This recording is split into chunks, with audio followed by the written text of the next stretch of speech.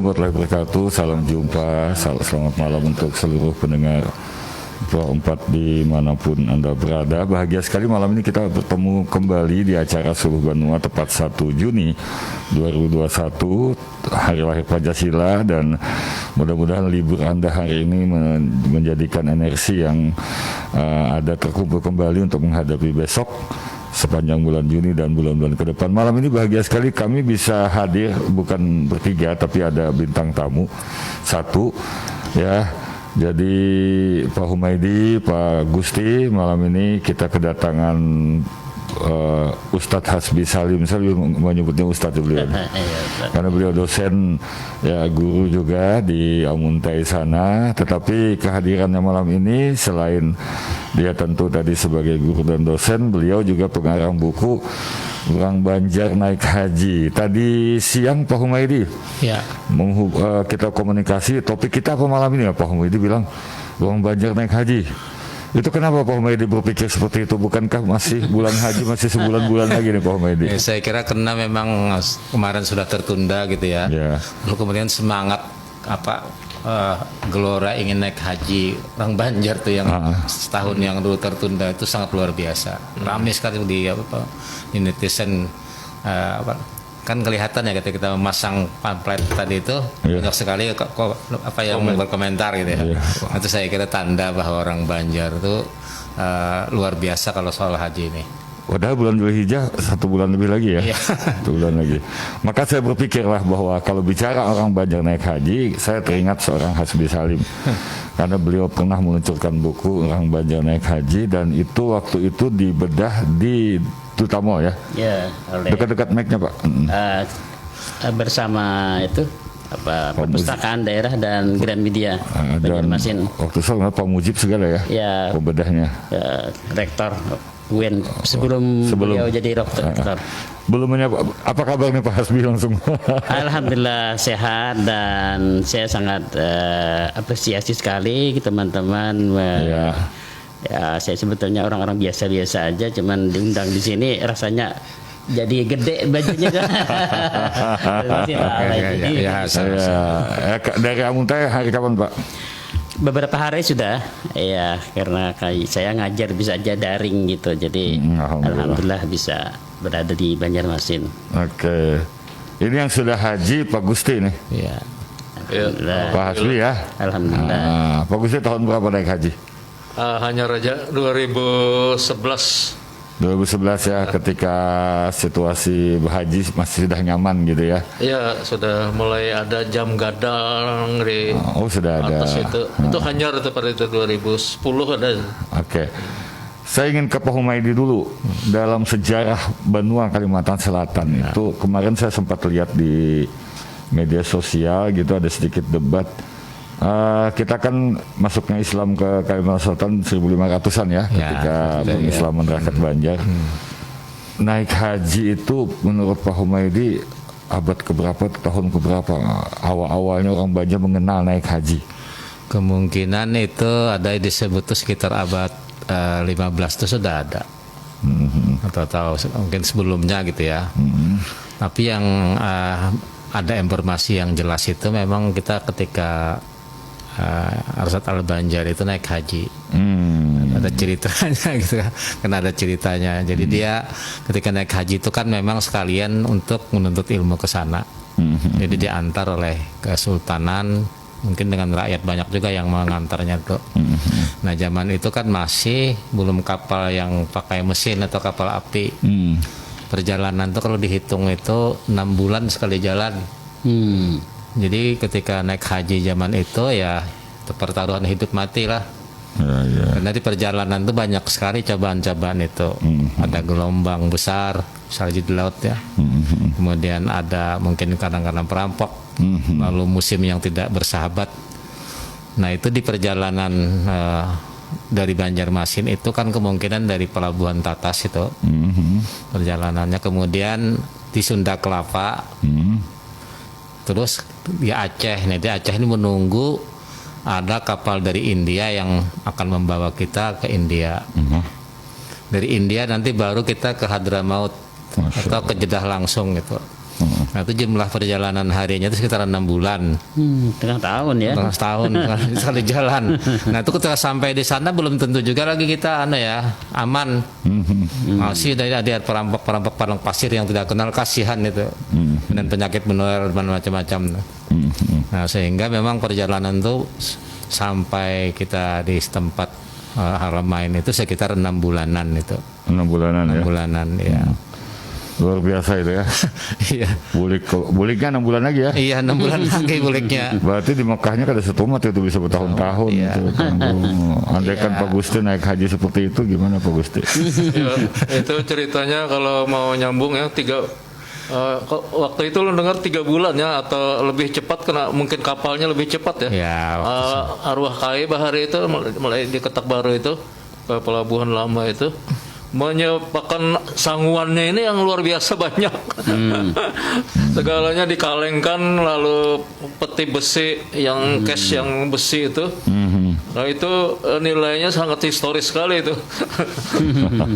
Ya. Jadi itu perjuangan. Nah, kita ke Pak Hasbi Salim. Buku Pian itu sebenarnya kumpulan pengalaman Pian atau pengalaman Pian dan pengalaman orang yang Pian satukan gitu, Pak Hasbi.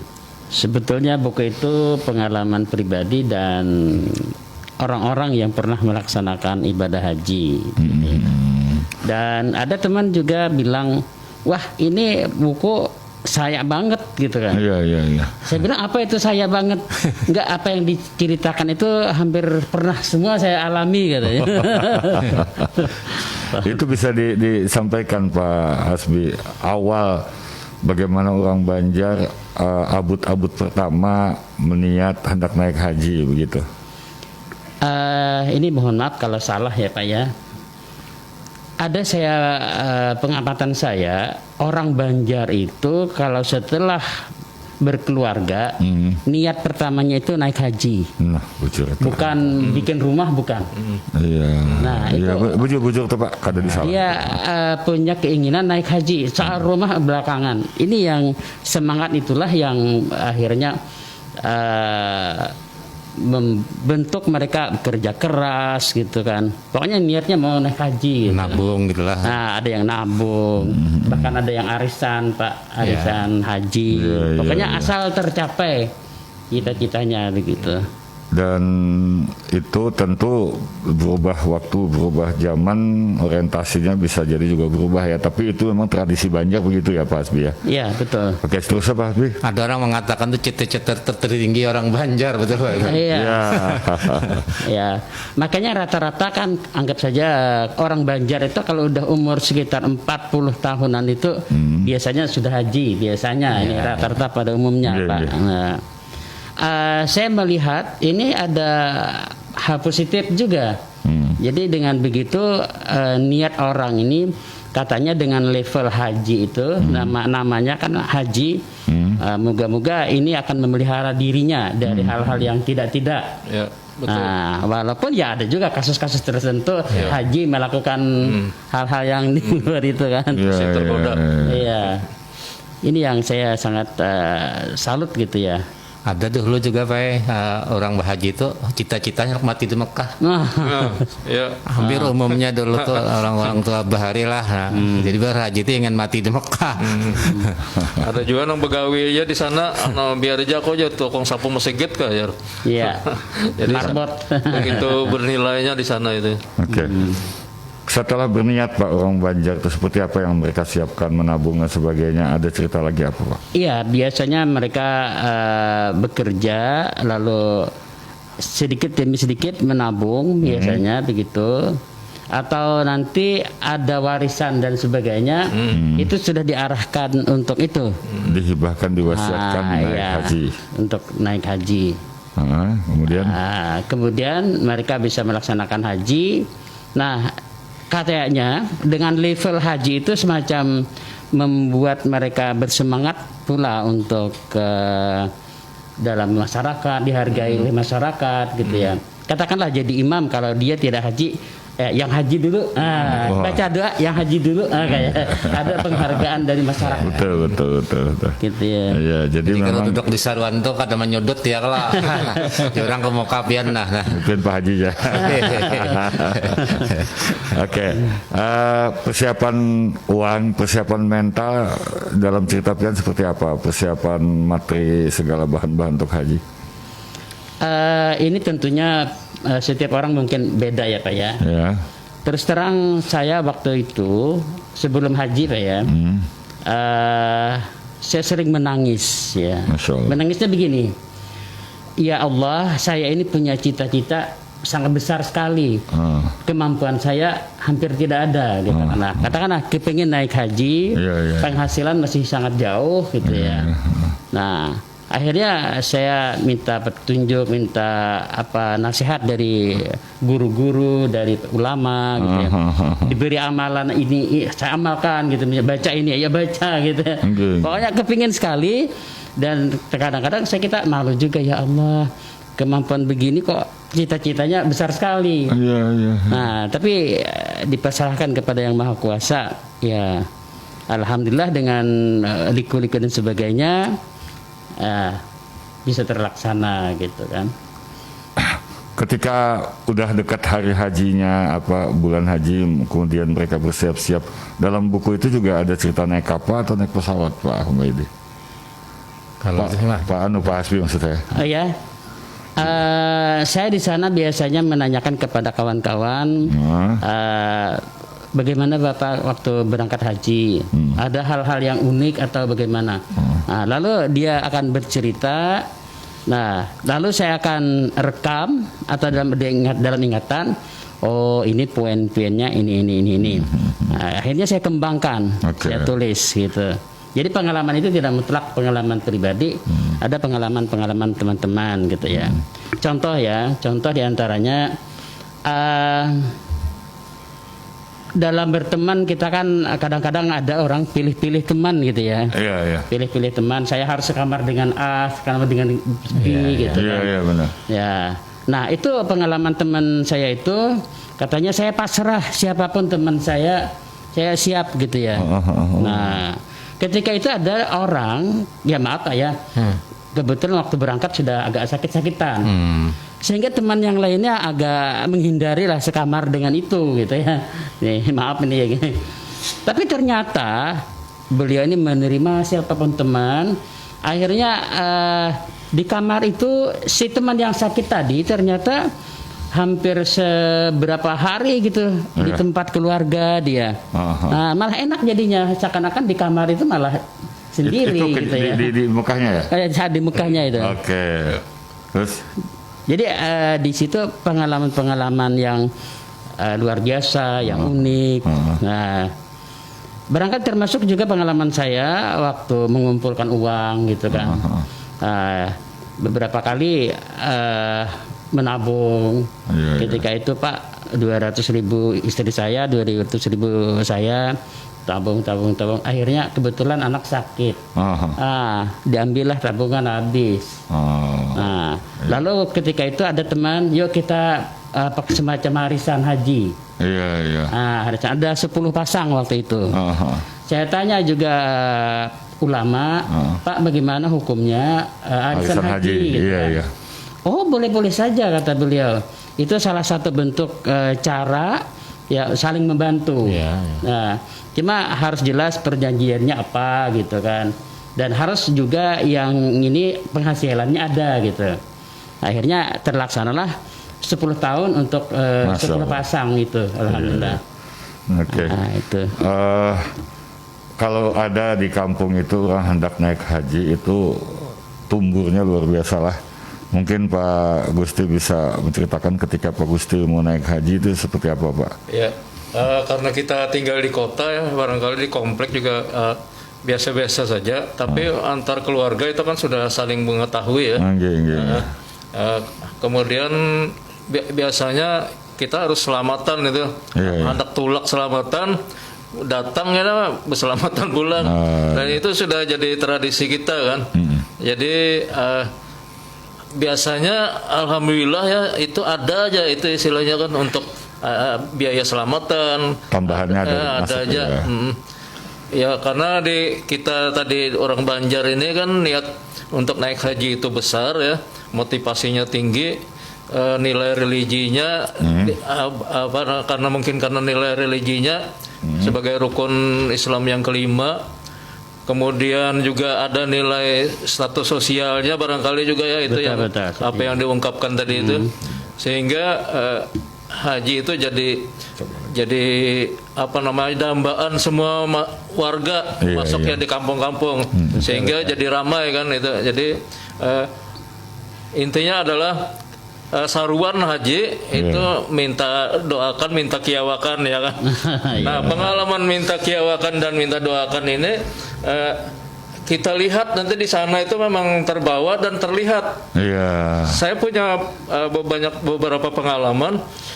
Kok ada teman yang saya dengar namanya. Iya. Nah, begitu pulang saya bilang, "Pak, ngaran pian di kieu-kieu di sana." Ya. Tahun depan berangkat, Pak. Oh, Masya Allah. Jadi memang memang apa namanya unik gitu ya, misteri ya.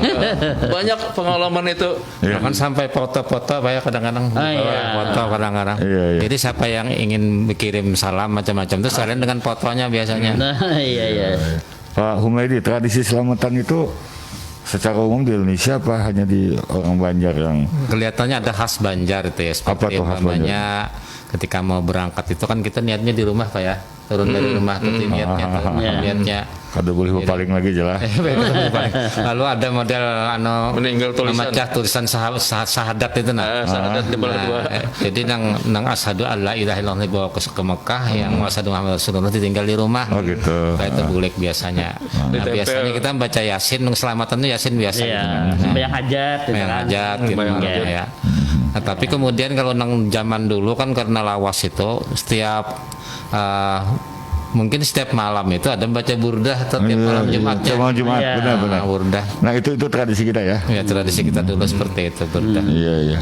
Kalau sampai 6 bulan berarti tiap malam Jumat luar biasa. Iya, setiap malam Jumat ingat saya itu dulu. Tapi sekarang kelihatannya sebagian kecil ya. Iya.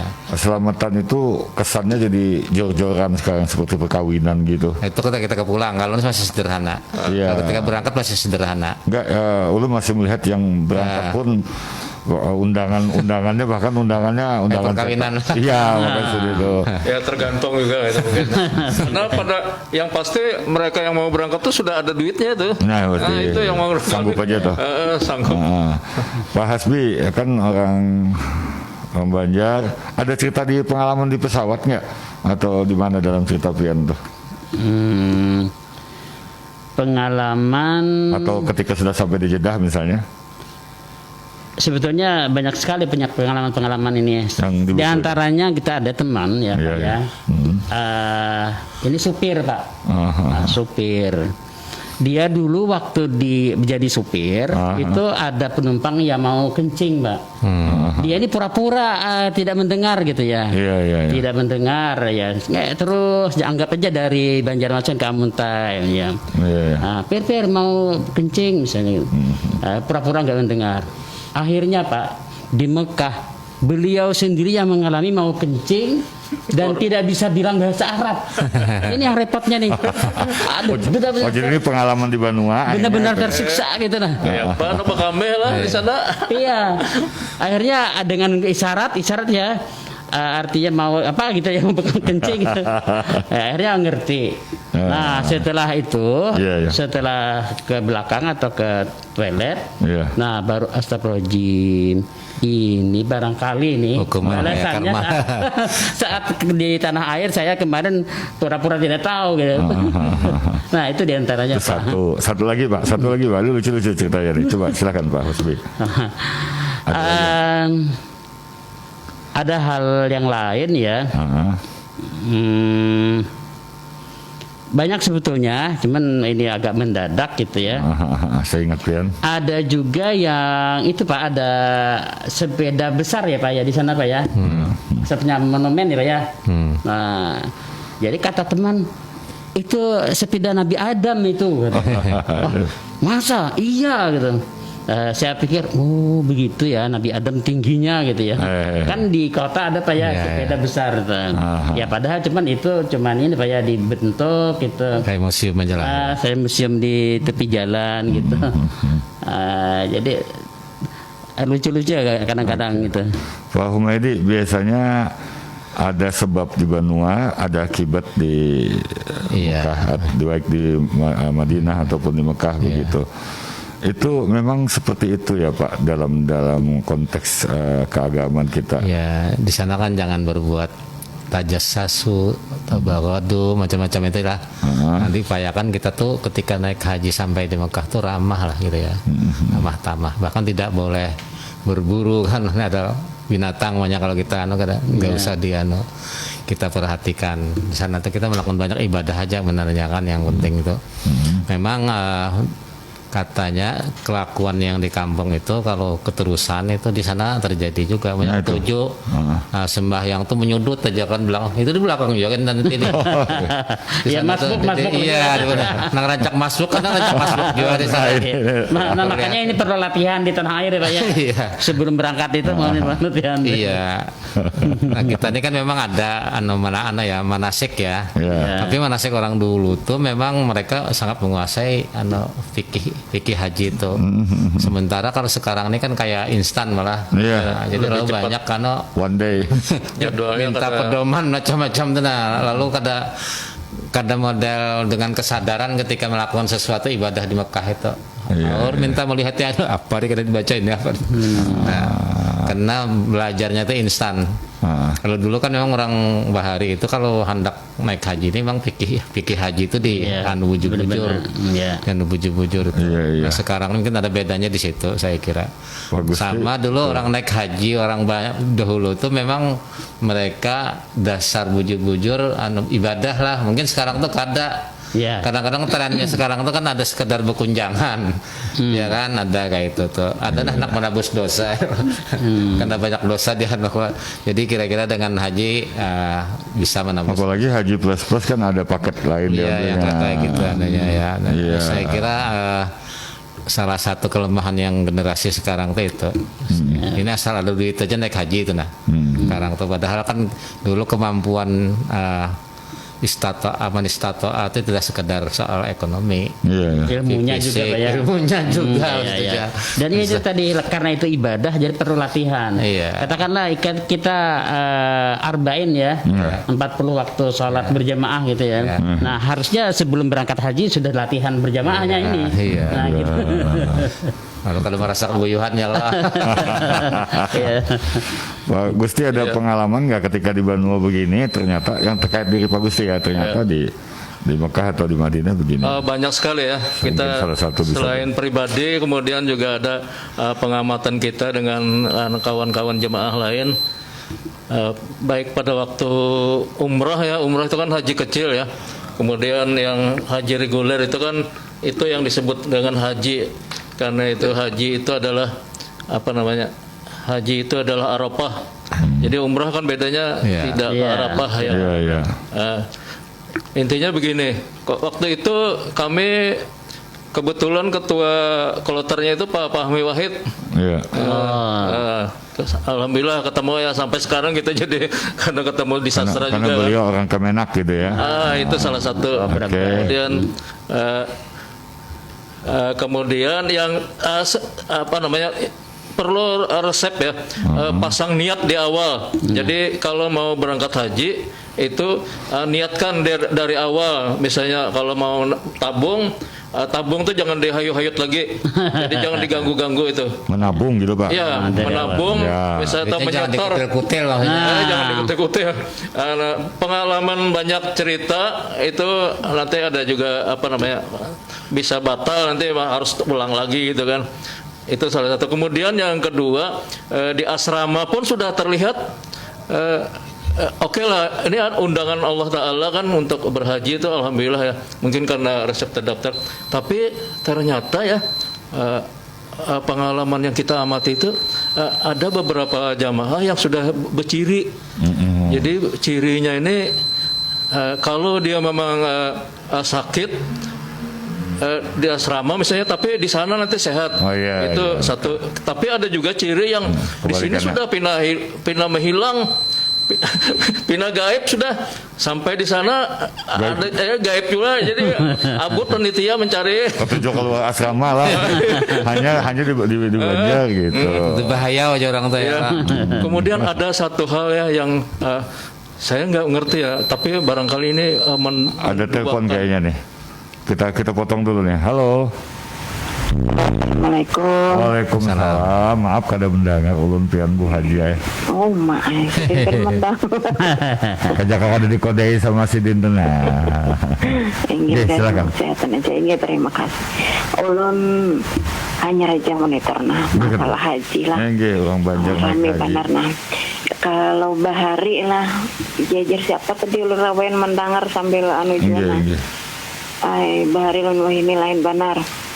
Dahulu naik kapal jar. Jadi Nggih. orang sebelah dahulu tuh di Kelayan juga. Nggih. Anu Pak Julah Nggih. sebelah rumah. Bahari jadi aku naik tulah ke Atul Haji ini bakapal. Nggih. Berapa bulan Jisidin hanya sampai. Nggih. Jadi persediaan makanan apa macam tuh banyak Ya. di kapal apa ini supaya apa sampai kada kelaparan ya dalam bahasa anunya tuh Pak Panjulah Bermasak dia lah, bermasak seorang. macam alat masak segalanya, Iya. bahan masaknya segalanya. Tapi ulun dengar lah sampai beberapa waktu tahun yang lalu tuh masih aja besangu gitu nah. Iya, Walaupun iya. kada berkapal lagi. Nah. Udah mulai Masih besangu, boleh. tapi besangu aja lagi masih. Iya, iya. Sampai beberapa tahun kan kada diperbolehkan lagi besangu nih. Nggih. Karena sudah ada tersedia makanan yang kita di sini sudah ada dan di sana aja Mbak. Iya, iya, Nah, iya. kadang ngalih lagi gitu Iya, nah. iya betul. Artinya dibatasi membawa padi apa macam gitu nah. Takutan di situ kada ada memahiran memakan di sini dibawa ke situ kayak itu nah. Nggih, betul. Nah, jadi dahulu juga ada sambatan artinya jamaah lawan turis. Iya. Wah, ini kan kada lagi tuh. Iya. Jamaah tuh ini haji plus ya. Iya, Oh, iya. dulu kan nggak tapi ada, nah ya adanya jamaah lawan turis Nggih. macam itu dong Iya, iya, kita iya. mendengar. Istilahnya. Ini istilahnya, nah istilahnya datang haji itu rame, orang menghadangnya apa lawan segeping apa macam lah. Nah kain apa kuning apa macam nah, Iya, iya. nah, kambang gitu nah. Iya. Cuman nang ulun nih ada kisah ini bang apa julah Nggih, silakan. lawan bang pian berataan tuh. Mungkin apakah karena begitu niat ini menggebu-gebu tapi kada kesampaian. Iya, iya. Tapi ada tetangga yang sudah sampai ke situ ada melihat. Ah, iya, iya. Nah melihat si anu aja dari Bujur, sembahkan bujur. sembahyang apa macam. Iya, iya. Iya, Cuma ditagur di anu kada menyahuti timbul hilang kayak itu nah. iya. Iya. Ada nang seikungan jar anu melihat Nggih. kam jar umak aja sembahyang di masjid anu. Nah, itu cocok gimana? kira. Pas Yang itu. tadi Pak Gusti tadi pas sekali tuh. Nah itu siapa ya mohon orang pencerahan apa ulun hanya aja jual terbuka Iya, gitu iya, nah. iya. Anu Pak Humaydi, Ya. Pak Gusti, beliau nih Juna Pak Haji Pak Hasbi. Pak Ustaz nggih, Hasbi Pak sekali. Hasbi. Yang senior aja nanti menjelaskan. Nggih, terima kasih Anu, Ibu. terima kasih Jo. Terima kasih. Nggih. Assalamualaikum. Waalaikumsalam. Itu soal terlihat itu Pak Hasbi, ulun waktu mengajar di SMA 10 ada kawan 2 ikung naik haji Iya, iya. dalam tahun yang berbeda. Ulun bersangka baiknya Bang, ada satu ibu yang naik haji, Pak Jul, ulun melihat pian. Nah, anu lagi duduk antara 2 sujud ya, kada jauh pada Ka'bah, ulun paraki. Dasarnya kayak pian ya. Nah, tapi ulun paling sering ulun rasa himung mana hati itu mudah-mudahan Iya, ulun langkah ke situ itu banyak kejadian seperti itu Pak Hasbi ya. Ya. Nah ini kita minta pendapat Pak Gusti. Yang Pak ulun alami Gusti. begitu juga Pak Gusti. Teman ulun berangkat haji duluan, tapi saya melihat persis Pak Hasbi gitu. Iya, iya. Nah ini bagaimana nih Pak? Apakah ini saking kuatnya menghayal teman atau gimana nih Pak?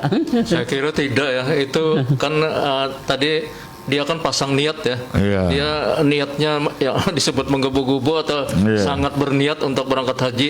Iya. Kan Allah Ta'ala sudah tahu itu kan, sudah mendengar sehingga sudah ditampakkan itu kan.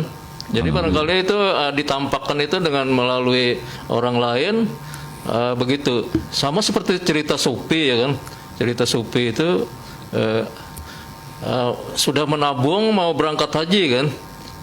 Tapi ternyata tetangga ini lagi kelaparan, sehingga dalam mimpinya kan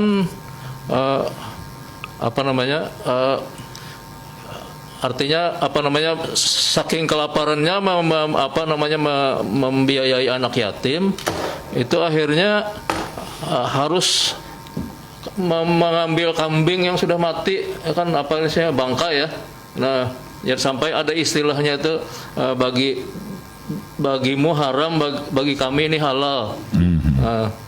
Lalu si tokoh itu termimpi sampai akhirnya akhirnya dalam mimpi itu duit yang rencana naik haji tadi diberikan untuk yang yatim tadi. Tapi baru dia termimpi bahwa beliau berangkat ada di Mekah gitu. Oke. Berarti artinya kadang-kadang persediaan buat haji yang disumbangkan itu juga dibalas Allah dengan besar. Jadi nilainya barangkali ya seperti haji juga kan. Okay. Pak Maidi minta Ada komentarnya Pak, yang tadi kan rasanya iya, nah bagaimana itu Pak, pandangan agama gitu Pak? Ya saya kira ada kan orang-orang yang tidak mempunyai kemampuan karena mungkin ekonomi, soal perjalanan macam-macam, itu kan ada semacam gantinya diberikan Allah. Siapa yang mengamalkan umpamanya salat Isra, itu pahalanya sama dengan berhaji.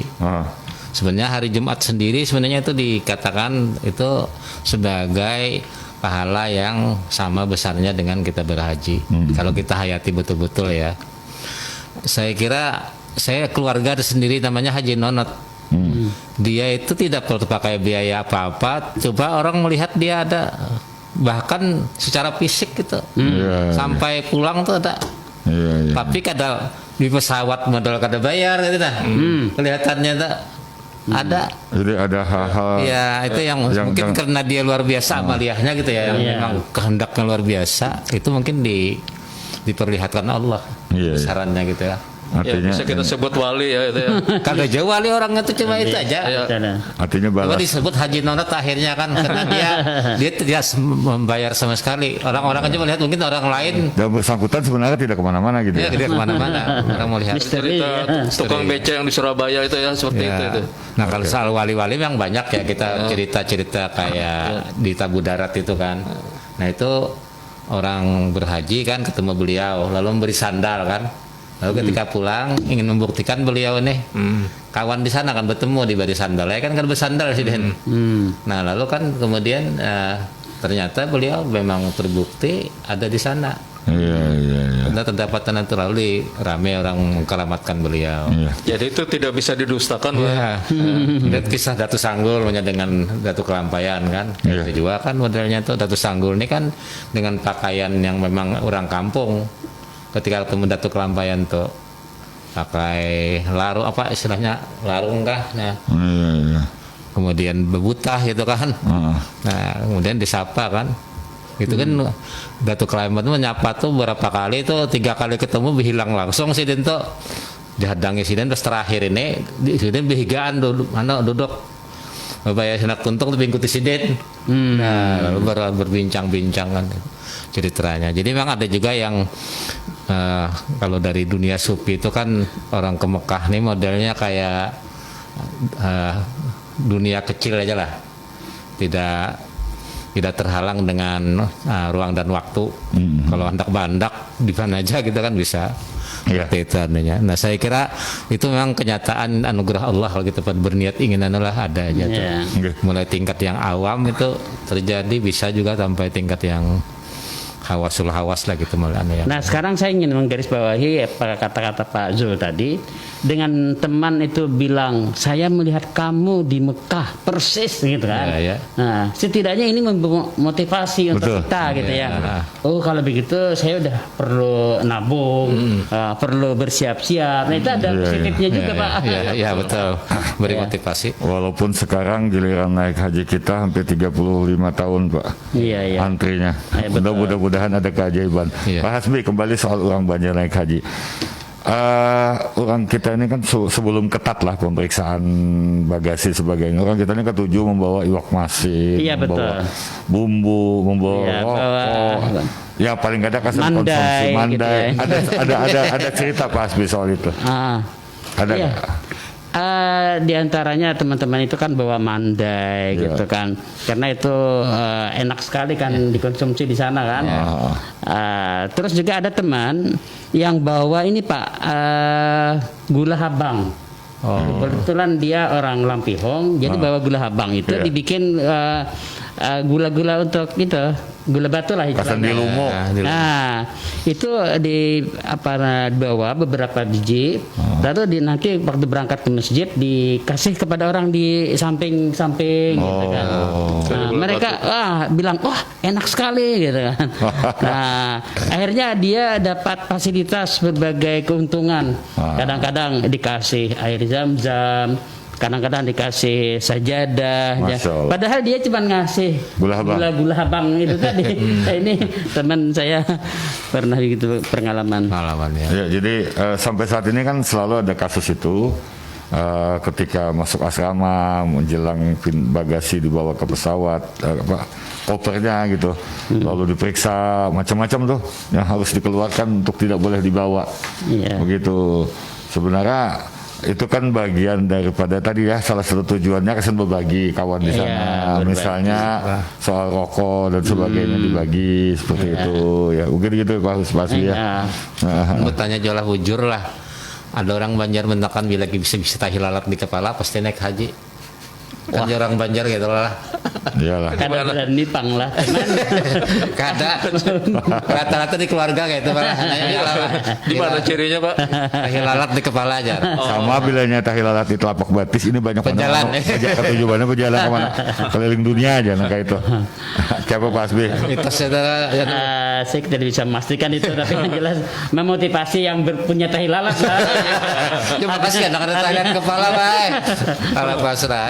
Apa ini nanti untuk bahan buku naik haji yang kedua nih? Mudah-mudahan tolong Lalu doa. yang kedua Pak, apakah orang Banjar itu memang semuanya ingin mencium Hajar Aswad? Itu modal cita-cita lah Pak. Kalau udah pas Kita sampai di potong dulu, sana. ada telepon.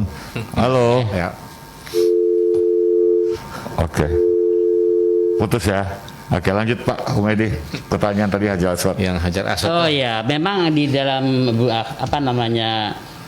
semacam orang Banjar gitu ya, rasa kurang afdal kalau tidak mencium Hajar Aswad gitu ya. Terus? Nah, padahal sebetulnya itu kan tidak wajib Iya. dalam semua prosesi haji Iya, itu kan. Iya, iya. Wajib. Nah, cuman karena itu sangat wah gitu ya, Sensasional itu. sensasional gitu kan, sehingga sampai nanti minta bantu sama orang, Atau dibayar orang gitu kan. yang ada istilah yang objek itu kan. Itu ada pengalaman kami itu yang agak krusial akhirnya, karena tapi itu pada saat umroh bulan puasa, karena ini kan lelah sekali ya puasa itu kan, karena umroh. Kemudian belum selesai tawaf, itu sudah ada yang menawari ojek itu anak mencium Hajar Aswad. Nah, ibunya anak-anak ini nang kepengen banar kada kawa kada. Akhirnya hadangi dulu ajar kami tunggu putaran Harus tawaf terakhir. selesai 7 kali dulu Pak ya. Jadi harus selesai dulu Iya, baru. nah. Nah, gitu. Mestinya Wajibnya. setelah tahap 7 kali itu kan sholat sunat kah dulu kan ya. Nah itu langsung berpaksaan jalan, akhirnya tersandar Pak ya. Ya. Jadi kita tarik aja keluar, batal, tawafnya ya untung kan terjajak kurang, baik itu tetapnya bersikeras. Jadi kadalan ulun lagi nya tetap sorangan berangkat Dan dapat juga. ya bayar juga tapi nya tetap membari orang jangan. Tapi Artinya alhamdulillah. itu ikhtiar ya Pak Humedi. Saking adanya Kan semangatnya. bukan menyogok Tuhan, nggak ada itu. Dan itu memang yang jadi cerita ketika pulang kan. Iya. Kalau kami Hajar Aswad itu kan ada cerita ya sebenarnya. Iya. Dan jadi rekaman sendiri. Ojeknya kadang-kadang orang Banjar juga lah. Ada orang negara ada bahari. Konon katanya yang orang Indonesia yang paling banyak di Arab Saudi itu orang Madura. Dan Banjar. Nomor dua Banjar. Iya. Belum pernah mendengar cerita dari Kiai Haji Jawa Imron. Jadi selain di Mekah itu di Arab Saudi selain kedutaan besar Indonesia ada istilah kedutaan besar Madura. Seperti itu. Gimana Pak Hasbi ketika orang Banjar naik haji ketemu orang Banjar yang diam di sana, ada nggak ceritanya? Iya ada. Gimana? Saya kemarin di sana yang jualan rawon itu orang Madura itu yang jualan. Bakso. Iya. Dan orang Banjar juga kita ada di sana, jadi kita bisa silaturahmi. Ya betul kata Ibu tadi bahwa dulu ada istilah turis ya Pak ya. Iya, haji turis. Nah, waktu kebetulan saya berangkat haji itu adik saya sudah di Mekah. Dia ikut haji turis istilahnya. Ya sebetulnya kan bekerja, lalu nanti kalau musim haji diizinkan ikut prosesi haji, itu kan. Itu alhamdulillah itu membantu juga bagi orang yang tidak mampu ya Pak. Iya. Artinya mereka tidak bisa bayar yang ONH, ya dengan itu bekerja lalu dapat berangkat haji. Ada kesempatan berangkat haji itu kan waktu musim haji. Oke. Sekarang cerita bulik haji nih. Karena bulik haji ini kan lebih heboh. Ulun melihat gambar kai dulu. Iya. Di Sungai Mesa diambili bulik hajinya ke pesawat sini ingat ulun tulaknya berapa? Oh gitu. Nah, mungkin dari Surabaya mungkin ya. Itu luar biasa. Nah, kayak orang kampanye menyambut.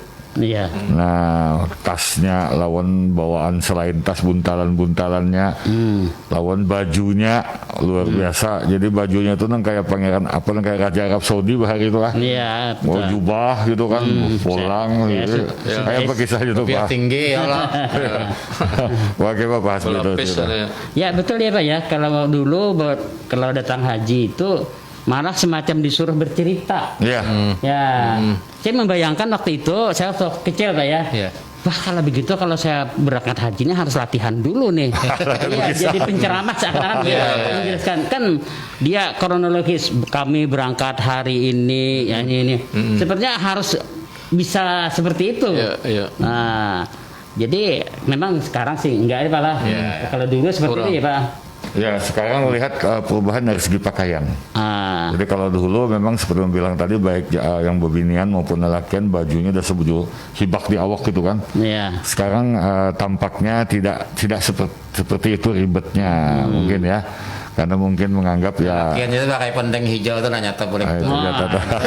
Itu waktu berangkat karena itu bersanggu kan kesan sama membuat itu nyaman. Iya. Jadi artinya orang Banjar ini kita sedikit simpulkan pertama tadi bahwa naik haji itu cita-cita pertama setelah kawin atau cita-cita kedua dalam hidup kawin lalu naik haji gitu ya. Nah yang kedua ada semangat untuk mengumpulkan duit baik usaha begawi maupun dari harta warisan untuk naik haji ya, dan ada kebanggaan kalau dia bisa naik haji karena status sosial dia menaikkan ya, dan tentu malu sekali kita kalau naik haji kita kada hafal jadi imam gitu ya. Gitu. Oke. Dan banyak sebenarnya cerita di Mekah bagaimana orang Banjar naik haji, bagaimana cerita-cerita. Kalau cerita Palui kan Pak Islam Judin ada mengolah buku kumpulan cerita lucu si Palui naik haji. Belum ingat sebutnya aja. Jadi karena Palui biasa ke masjid pacu sandal gitu kan. Naik pesawat kan. Jadi sandal dipacu sidin di muhara lawang pesawat. Nah, sampai di Jeddah. Tuh mencari sendal tuh ada lagi jadi nah aja sandalku rupanya di sini kalau kamu pakai sandal kalau aja itu ada kehilangan sandal ditinggal di tangga pesawat disangka di sana. Itu cerita Palui naik haji.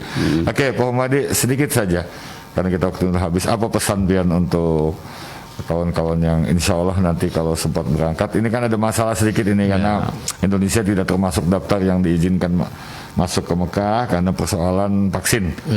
Walau alam bisawab ya. Kita vaksin kita Sinovac, ternyata Arab Saudi punya aturan lain. Oke, itu cerita biarlah urusan pemerintah itu. Pak Hasbi satu aja sebentar, apa pesan untuk jemaah haji atau siapapun yang akan naik haji? Nah, saya dulu Pak ya, nanti Pak menambahkan. Silakan. Begitu saya pulang, saya itu kemarin minta doakan dengan guru ya Pak Kiai Haji Muiz Hasbi, Hafiz. Iya. Jadi saya bilang, Pak, saya baru datang haji, tolong doakan semoga mabrur gitu kan. Iya. Lalu beliau bilang gini, Pak Zul, saya kaget. Itu gampang aja diketahui, kamu sendiri tahu mabrur atau tidaknya, Jar. Iya. Hah, kok bisa? Gimana, Mahlim? Apabila perbuatanmu itu lebih kepada kebaikan setelah haji, maka hajimu mabrur. Aduh. Apabila menurun kebaikan-kebaikanmu, maka tidak mabrur. Itu kuncinya. Masya Allah, saya tuh jadi geleng-geleng kepala gitu ya. Kok begitu gitu ya. Tapi ya kalau begitu saya berusaha Pak ya, saya bilang gitu.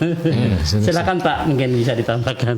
Saya ini sebenarnya mendaftar haji itu sudah 2010 Pak ya. Oh gitu. 2003 benernya. Tapi sekarang tertunda terus nih, kan nggak tahu kapan nantinya. Amin. Mudah-mudahan ya, Komedi. Mudah-mudahan. Ya, Pak. Gusti naik haji lagi ya. Insya Allah Kepengen kalau rezekinya ada, ya Pak, aturan sekarang ini kan jadi kendala ya. Iya. Dan saya tanya nih, ipar saya mestinya tahun tadi berangkat ya. Kemudian barusan kemarin telepon, gimana ceritanya untuk tahun ini? Belum ada kabar. Belum Jadi ada. ada kemungkinan belum tahu lagi anaknya keputusan. Mudah-mudahan dimudahkan lah. Jadi pendengar Pro4, ada satu yang ulun pikir tidak ada di daerah lain, nah itu hanya ada di Banua, yaitu orang datang haji pakai lawang skipping. Iya betul. Itu kadang menemukan di daerah lain itu lawang skipping, lalu habis itu bawa kain putih sepanjangan. Itu ulun pikir hanya ada di Banua, jadi kayak 17-an gitu lah. Iya. Nah, Jadi kayaknya iya. orang hajinya juga kayak bulan madu kalau dua lagi bini ya Allah. Iya. Disanding akan pulang. Nah ini ada kisah lain di sana. Di sana tuh disediakan kamar khusus. Iya. Ya bilanya sudah tuntung bahaji, ada aja kamar khusus ya, bisa dibayar lain. Baik, waktu kita udah tipis sekali, pendengar Pro4 dimanapun berada. Demikian Suluh Banua pada hari ini. Terima kasih Pak Hasbi. Sama-sama jaga. Mudah-mudahan buku keduanya akan segera terbit. Ada Amin, sudah amin. itu ada yang pesan buku pertama, kalau masih ada Pasam Ani Amuntai di Gunung Sari pesan buku tadi. Insya Allah nanti. Oke, mudah-mudahan ada manfaatnya. Kita akan ketemu lagi pekan depan dalam topik yang lain. Pak Humaydi, Pak Gusti, terima kasih. Sampai jumpa kembali. Assalamualaikum warahmatullahi wabarakatuh. Waalaikumsalam warahmatullahi wabarakatuh.